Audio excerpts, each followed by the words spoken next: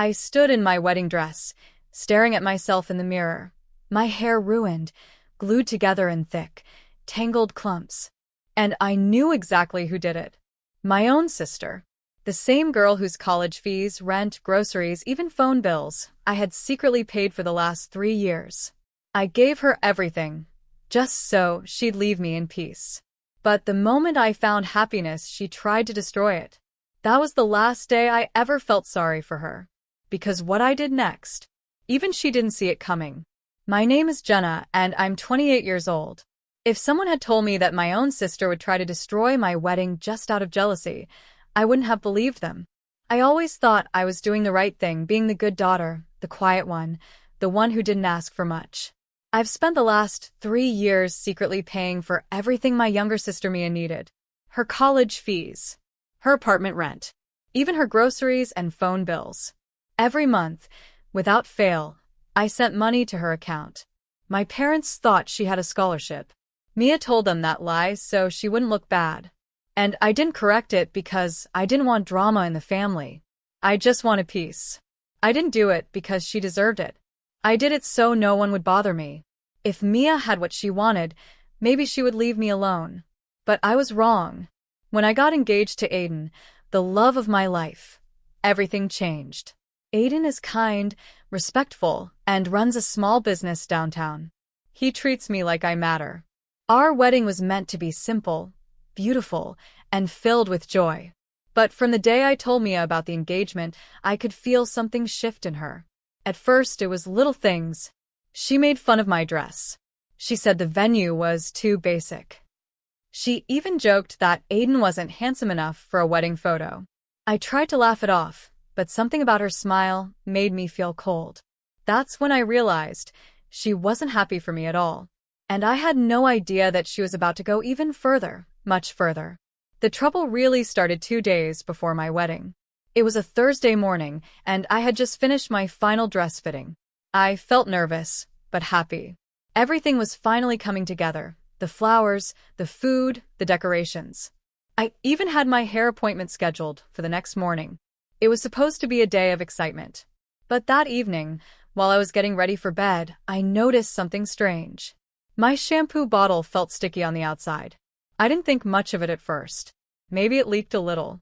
So, I stepped into the shower like normal, poured some shampoo into my hand, and started washing my hair.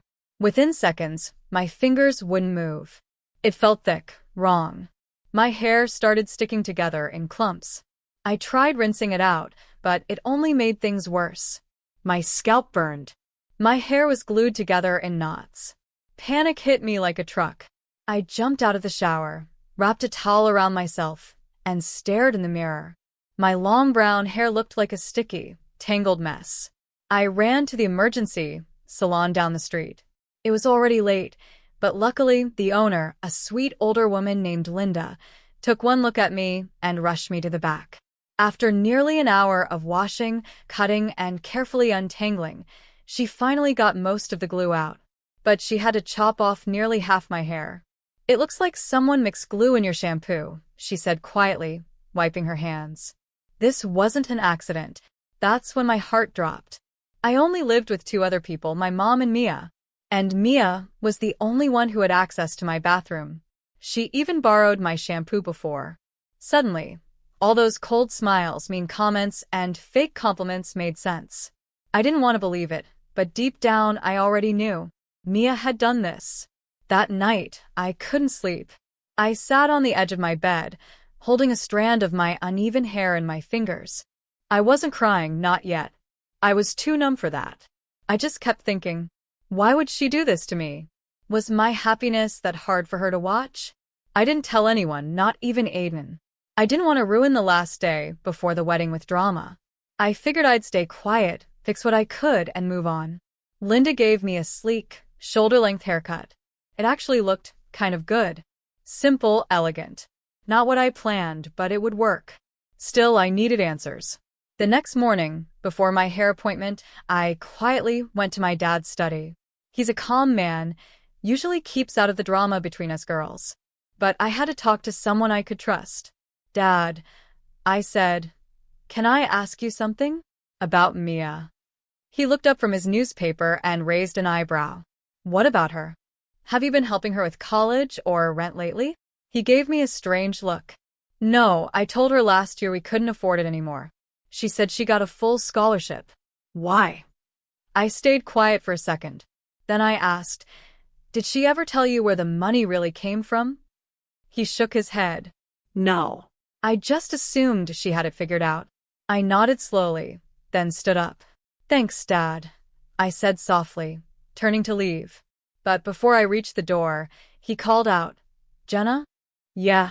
If something's wrong, you can tell me. I paused, then looked over my shoulder and said, I've already told myself. And that's enough for now. That was the moment I made the decision. No more paying for Mia's rent. No more sending money for her books, her food, her phone. I wasn't her secret wallet anymore. She crossed the line, and she had no idea what was coming. The morning of my wedding rehearsal, I logged into my bank app for the last time for her. I scrolled through the long list of monthly transfers, rent, utilities, meal cards, online textbook orders. All under Mia's name. It made me sick to look at it. I had spent thousands keeping her comfortable, while she secretly planned to humiliate me. I clicked Cancel Recurring Payment. One by one, I deleted each auto-transfer. Done. Over. Just like that. Later that afternoon, I sent Mia a message. I didn't yell. I didn't even mention the glue. I just said, from this month forward, I won't be paying your expenses anymore. You'll need to talk to Mom and Dad directly. Don't contact me about money again. Jenna. Within seconds, she replied. What the hell do you mean? Are you serious? Right before your wedding? After everything? Everything? After everything I did for her. She had the nerve to play the victim? I didn't reply. 10 minutes later, I heard her storming down the hallway. She burst into my room without knocking. You're seriously cutting me off now, she hissed. Are you trying to make me homeless? I have finals coming. I stood up, calm but cold. You had no problem trying to ruin my future, I said quietly, so yes, Mia. I'm done. Her face twisted. What are you even talking about? I walked past her, opened my bedroom door and said, get out. She stayed frozen, lips pressed tight. Then she muttered, you think you're better than me, but you're not.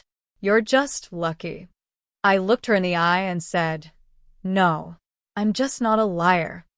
She slammed the door behind her as she left. And for the first time in years, I felt free. The next day was my wedding. I woke up early, expecting nerves, but honestly, I felt peaceful. My new haircut framed my face beautifully. The dress fit perfectly. Aiden sent me a sweet voice message, telling me he couldn't wait to see me walk down the aisle. Everything felt right, like the storm had passed. But storms have a way of circling back. As guests began arriving at the venue, a beautiful garden space outside the city, I noticed a commotion near the entrance. And then I saw her, Mia, wearing a white dress. Not cream, not silver, white. Full length, flashy, with rhinestones and heels too tall for the grass. People stared. Whispers spread like wildfire. She walked straight past the welcome table, like she owned the place. I caught up to her near the fountain and stepped in front of her. Mia, what are you doing here? I asked, firm but calm. I'm your sister, she snapped. I have to be here. You're just being dramatic. You're wearing a wedding dress, I said flatly. She smirked. It's not a wedding dress. It's just fashionable. I felt my jaw tighten. Take it off or leave. She leaned closer and whispered, you really think this whole fairy tale will last? You're not special, Jenna. You just got lucky. That was it. I turned to the security guard standing near the tent and waved him over. This guest is no longer invited. Please escort her out. The guard, without hesitation, nodded and gently but firmly guided Mia away, despite her shouting things like, you'll regret this, and you owe me. But I didn't feel guilty. I felt proud. She tried to ruin my wedding twice. And both times she failed. Aiden and I exchanged vows in front of the people who truly loved us. I wore a radiant smile, my hair short and powerful, my spirit light. When I looked into his eyes, I knew one thing for sure. This was the start of a brand new life. And Mia? She was no longer part of it. For 2 weeks after the wedding, I didn't hear from Mia at all. It felt strange at first. Quiet. Peaceful. Like a silence I wasn't used to, but finally needed. Aiden and I were settling into our apartment, unpacking gifts, writing thank you cards. For the first time in years, I wasn't budgeting someone else's bills. Then came the letter. Not a message. Not a call. A real envelope, addressed to me from a lawyer. My stomach dropped. Inside was a formal notice. Mia had filed a civil complaint against me. She claimed I had forced her to drop out of college by cutting off funding without warning, and said I had manipulated family money that was meant to be shared. I almost laughed, until I read the part where she asked for $20,000 in emotional damages. I sat on the couch, stunned. She's actually trying to sue me? I whispered. Aiden took the letter from my hands and read it twice. Then he calmly said, "Okay, time to bring out your receipts." And oh, I had them. Every bank transfer, every Venmo receipt, every food delivery order to her apartment, every online textbook I paid for. I even had a spreadsheet I used to keep track of her rent, because I always kept records. We contacted a lawyer. My attorney looked through the documents, then raised an eyebrow and said, "She has no case. In fact, you can file a counterclaim for harassment and defamation." I nodded slowly. I wasn't sure if I wanted to do that. But I knew one thing. I wasn't going to be her target anymore. She wanted a war? I was done staying silent. The courtroom was smaller than I imagined. Not like the ones you see on TV, no grand chandeliers or packed audience. Just cold walls, a bored-looking judge, a few chairs, and a clock that ticked too loud. I sat next to my lawyer in a navy blue blazer, hands folded tightly in my lap. Across the room sat Mia, wearing a plain black dress and her usual smug expression, like this was just another drama she could win with tears and fake charm. She didn't even look at me. The judge began by reading her complaint aloud, that I had abandoned her financially without warning, that I had stolen family money and caused her mental distress that made it impossible to continue her education. I stayed still. Then it was our turn. My lawyer stood up calmly and said, "Your Honor, we'd like to submit a timeline of financial records showing that Ms. Jenna has been supporting the plaintiff independently for the last 3 years, with no agreement, no contract, and no legal obligation." He handed over the stack of papers, payment receipts, rent transfers, college invoices with my name as the payer. Even emails from Mia saying, "Thanks for covering this month again. I promise I'll pay you back someday," which of course she never did. Mia's face changed. Her smile faded. Her jaw clenched. The judge flipped through the documents, pausing at one point to ask, "Ms. Mia, were you under the impression your sister was legally responsible for your expenses?" Mia stuttered. "Well, I mean, not legally, but she always did. I thought she'd keep helping." The judge raised an eyebrow. "That's not how financial responsibility works." Then came the twist. My lawyer said, "Your Honor, we'd also like to present evidence that the plaintiff has been running online fundraisers under false names, collecting donations for tuition emergencies, while her tuition was fully paid." He clicked a button on his laptop. Screenshots appeared. Fake GoFundMe pages. Matching email addresses. Even photos Mia used from the university website to make it look real. The courtroom went silent. The judge leaned back and let out a slow breath. "I've seen enough." The judge glanced down at his notes, then looked up at both of us, with a firm expression.